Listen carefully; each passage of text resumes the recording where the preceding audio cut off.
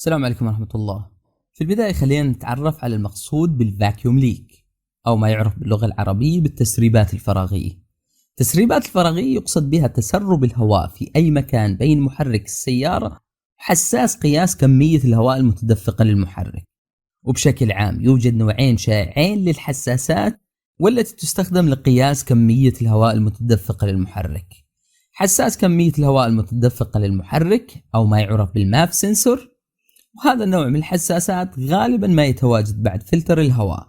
والنوع الآخر لحساسات الهواء ما يعرف بحساس الضغط المطلق أو الماب سنسور، وهذا النوع من الممكن أن يتواجد بعد فلتر الهواء أو يتم تركيبه في مجمع السحب مباشرة بعد صمام الثرتل أو البوابة، لأنه يعمل بواسطة الفاكيوم أو التخلخل. وظيفة حساسات الهواء تكمن في قياس كمية الهواء المتدفقة للمحرك، وبناء على إشارة حساسات الهواء يقوم كمبيوتر السيارة الPCM بحساب كمية الوقود الواجب حقنها. لذلك إذا كان في تسريب للهواء في أي مكان بين المحرك وحساس قياس كمية الهواء المتدفقة للمحرك، هذا الأمر راح يتسبب بدخول كمية هواء إضافية للمحرك، وهذه الكمية لن يتم قياسها بواسطة حساسات الهواء، وكمبيوتر السيارة لن يعلم بهذه الكمية الإضافية من الهواء، لأن الكمبيوتر يحسب كمية الوقود بناء على إشارة حساسات الهواء.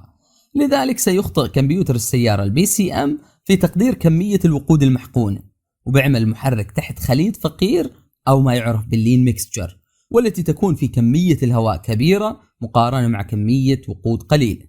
وغالبا ما يلاحظ تأثير التسريبات الفراغية أو الفاكيوم ليكس عند السرعات الخاملة أو عندما يعمل المحرك والسيارة متوقفة، نظرا لأن كمية الهواء الداخلي في هذه الظروف تكون بالأصل قليل. أما بالنسبة لأهم أعراض وعلامات التسريبات الفراغية فتشمل ما يلي: غالبا ما راح تظهر لمبة التشيك انجن في لوحة العدادات، المحرك يعمل بخشونة أثناء السرعة الخاملة مع اهتزازات وأصوات ضجيج، توقف المفاجئ للمحرك وأصوات من محرك السيارة. عند دورات محرك عالية أو RPM عالي قد يعمل المحرك بشكل جيد، لكن قد لا يكون التسارع السيارة كما هو مطلوب.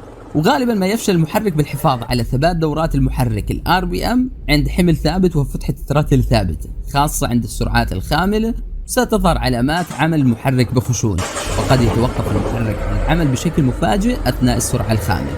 يمكن استخدام أجهزة الفحص السكانر لمعرفة فيما إذا كان المحرك يوجد به تسريبات فراغية من خلال نسب تصحيح الوقود أو ما يعرف باللونج تيرم فيول تريم. ستلاحظ إشارة البلس أو الزائد عند هذه النسبة، واللي بتعني أن المحرك بيعمل تحت خليط فقير. على سبيل المثال ممكن تكون نسبة أكثر من 15% عند السرعة الخامل، تقترب هذه النسبة من الصفر عند رفع دورات المحرك RPM. وبالنسبة لأهم الأماكن المحتملة لحدوث تسريبات فراغية فتشمل ما يلي: أولا تشققات في أنابيب وخراطيم مدخل الهواء، خاصة في السيارات اللي بتستخدم حساس الماف لأنه يتواجد بعد فلتر الهواء مباشرة. قد تتعرض هذه الأنابيب للكسر أو التشققات، الأمر اللي بتسبب دخول كميات هواء إضافية، لذلك يجب إصلاح واستبدال هذه الأنابيب في حال تواجد أي تشققات أو كسور فيها. مجمع السحب أو ما يعرف بالإنتيك مانيفولدز، يتم ربط مجمع السحب برأس المحرك ويفصل بينهما كاسكيت. مع عمل المحرك لفترات طويلة قد يحدث تآكل وتلف للكاسكيت، الأمر اللي بتسبب دخول كميات إضافية من الهواء، يجب استبدال الكاسكيت في هذه الحالة. وفي حالات أخرى قد يحدث شروخ في جسم مجمع السحب ويجب الاستبدال أيضا في هذه الحالة. في بعض السيارات يستخدم مجمع سحب مصنوع من البلاستيك، قد يحدث بعض التشققات والكسور، لذلك يجب فحص فيما إذا كان هناك تشققات وإصلاح هذه التشققات. أنابيب وليات وخراطيم التخلخل، الكثير من الأجزاء والمنظومات في المحرك تستخدم التخلخل في مبدأ عملها. على سبيل المثال خرطوم التخلخل الواصل للسيرفو في منظومة الفرامل، خرطوم التخلخل الواصل لصمام الPCF. قد يحدث في هذه الخراطيم تآكل أو تتلف أو تكون غير متصلة بشكل جيد، يجب فحصها واستبدال التالف منها وتركيبها وشدها بشكل جيد. في بعض السيارات قد يتسبب صمام الEGR بالتسريبات الفراغية نتيجة لتراكم الكربون، مما يتسبب بقاء الصمام فاتحا طوال الوقت.